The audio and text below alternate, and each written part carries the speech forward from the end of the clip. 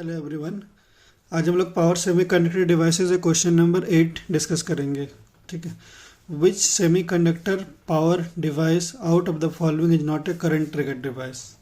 बोला कि जो चार ऑप्शन दिया हुआ है इसमें कौन सा आपका करंट कंट्रोल डिवाइस नहीं है। करंट ट्रिगर डिवाइस मीन्स क्या, करंट कंट्रोल डिवाइस नहीं है। ठीक है। ये चार का नाम दिया हुआ है, आपको पता होना। ये बहुत ही कॉमन क्वेश्चन है, आपको ये बार्क में, एनपीसीआईएल में, ये कोई भी पीएसयू में जाइएगा तो ये क्वेश्चन बहुत ज़्यादा ये रिपीट किया जाता है। ठीक है। तो आपको याद रखना है कि मॉसफेट एक ऐसा डिवाइस है जो क्या होता है, वोल्टेज कंट्रोल डिवाइस होता है। मॉसफेट छोड़ के सारा जो डिवाइस होता है करंट कंट्रोल होता है। तो आपको सिर्फ मॉसफेट याद रखना है। मॉसफेट क्या होता है, वोल्टेज कंट्रोल डिवाइस होता है। जैसे आपका पहला थायरिस्टर है। थायरिस्टर क्या होता है, करंट कंट्रोल डिवाइस है। GTO, gate turn off thyristor, ये करंट कंट्रोल डिवाइस है। ट्रैक क्या करंट कंट्रोल डिवाइस है। लेकिन मॉसफेट क्या होता है आपका, वोल्टेज कंट्रोल डिवाइस होता है। ओके। तो आपका करेक्ट आंसर क्या हो जाएगा, मॉसफेट।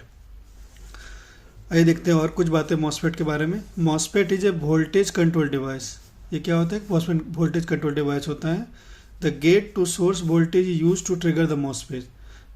ठीक है। इसमें जो आपका 3 टर्मिनल होता है आपको याद रखना चाहिए। बहुत बार ये भी पूछा जाता है, बहुत ही आसान है लेकिन फिर भी बहुत बार कंफ्यूज हो जाते हैं लोग कि 3 टर्मिनल का नाम बताए आपका मॉसफेट का। ठीक है। तो आपको याद होना चाहिए ड्रेन, सोर्स और गेट, ये 3 टर्मिनल होता है।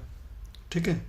तो अगर आप बहुत बार कंफ्यूज हो जाते हैं, उसमें क्या होता है, बीजीटी में क्या होता है आपका, उसमें रहता है इमीटर, कलेक्टर और बेस रहता है। ठीक है। और यहाँ क्या रहता है, ड्रेन, सोर्स और गेट। ठीक है। अगर ये भूल जाते हैं आप, ठीक है, तो आप कैसे याद कीजिएगा, एक ट्रिक है इसके लिए। ठीक है। ये ट्रिक सबके लिए नहीं है, जो भूल जाते हैं उनके लिए। ठीक है। क्या है trick, data structure is important for GATE. ठीक है। कंप्यूटर साइंस जो ब्रांच होता है, ठीक है, उसमें क्या होता है कि जो आपका डाटा स्ट्रक्चर जो सब्जेक्ट होता है वो बहुत ही इंपॉर्टेंट होता है गेट एग्जाम में। ओके। उसी बेसिस पे हमने ये ट्रिक निकाला है। Data structure is important for GATE. Data structure D आ रहा है, स्ट्रक्चर में एस ले लेते हैं और गेट में जी ले लेते हैं। तो कैसे याद करेंगे, D S G. Okay. Data structure is important for GATE exam. Okay. अगर आप भूल जाते हैं तो ऐसे करके याद कर सकते हैं। इसका 3 टर्मिनल होता है, डी, एस और जी। वहाँ डी और एस क्या होता है, मेन टर्मिनल होता है। जी क्या होता है, कंट्रोल टर्मिनल होता है। जैसे बीजेटी में क्या होता है आपका जो बेस होता है वो कंट्रोल टर्मिनल होता है। कंट्रोल टर्मिनल क्यों बोला जाता है कि जब भी इसमें हम लोग पल्स देंगे, ठीक, कुछ सप्लाई करेंगे, तभी ये ऑन रहा होगा। ठीक है। अब इसमें सप्लाई नहीं करेंगे तो ये ऑफ हो जाएगा, मतलब सप्लाई नहीं करेंगे तो ऑन नहीं होगा। ओके। तो डी क्या होता है, ड्रेन होता है। एस क्या होता है, सोर्स होता है। जी फॉर गेट टर्मिनल। ओके। और कुछ बातें देखते हैं पावर मॉसफेट के बारे में। पावर मॉसफेट क्या होता है, एक वोल्टेज कंट्रोल डिवाइस होता है। आपको याद रखना, ये क्वेश्चन पूछा गया है कि कौन सा करंट कंट्रोल है, कौन सा वोल्टेज कंट्रोल है। तो आपको याद रखना सिर्फ मॉसफेट ही एक डिवाइस है जो आपका वोल्टेज कंट्रोल डिवाइस है। यूनिपोलर डिवाइस, एक यूनिपोलर डिवाइस होता है। ठीक है। क्यों यूनिपोलर बोला जाता है, क्योंकि इसमें सिर्फ मेजोरिटी कैरियर डिवाइस होता है। ये क्या होता है, मेजोरिटी कैरियर डिवाइस होता है। हाई इनपुट इम्पिडेंस होता है इसका, high on state voltage drop and higher conduction losses होता है इसमें देखो ये मॉसफेट क्या होता है, बहुत ही फास्ट होता है। ठीक है। इसका स्विचिंग बहुत फास्ट होता है, मतलब इसका जो ऑन करने के टाइम जो लॉसेस होता है ना, वो बहुत कम होता है। लेकिन जब एक बार ऑन हो जाता है उसके बाद इसमें लॉसेस थोड़ा ज़्यादा होता है। तो जैसे हमें रिक्वायरमेंट होते हैं वैसे हम लोग डिवाइस को यूज़ करते हैं। अगर हमें फास्ट स्विचिंग का डिवाइस की ज़रूरत पड़ेगा तो हम मॉसफेट को यूज़ करेंगे। अगर हमें ऑन स्टेट लॉसेस को कम करना होगा तो हम लोग मॉसफेट का यूज नहीं करेंगे। ठीक है। तो वही यहाँ बोला गया 4 नंबर पॉइंट पे, high on state voltage drop and higher conduction loss होता है इसमें लोअर स्विचिंग लॉस होता है। मैंने आपको बताया कि जहाँ स्विचिंग लॉस को आपको कम चाहिए होगा वहाँ पे हम लोग मॉसफेट को यूज़ करते हैं। बहुत ही फास्ट स्विचिंग डिवाइस होता है, ऑन अप बहुत फास्ट होता है। ठीक है। इससे क्या होता है, आपका फ्रिक्वेंसी बढ़ जाता है। अगर आपका स्विचिंग बहुत फास्ट होगा तो फ्रिक्वेंसी इंक्रीज कर जाएगा।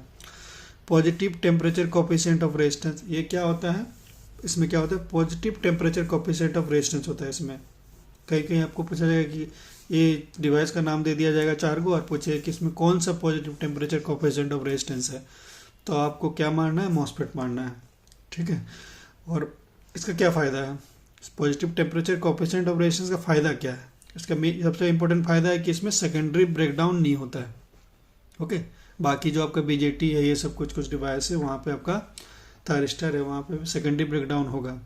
लेकिन आपका मॉसफेट में क्या होता है कि आपका सेकेंडरी ब्रेकडाउन नहीं होगा। क्यों नहीं होगा? क्योंकि ये इसमें क्या होता है, positive temperature coefficient of resistance होता है।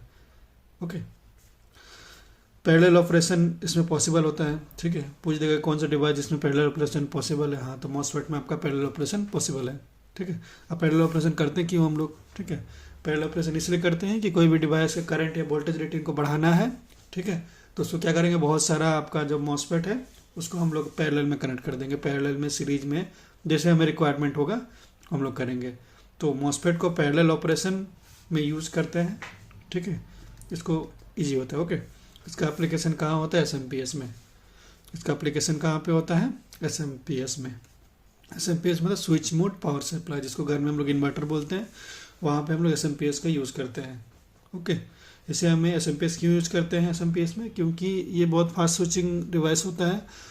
तो इसमें क्या होगा, वेवफॉर्म ज़्यादा स्मूथ हमें मिलेगा। ठीक है, ज़्यादा स्मूथ वेवफॉर्म मिलेगा तो हार्मोनिक्स कम होगा, हार्मोनिक्स कम होगा तो लॉसेस कम होगा।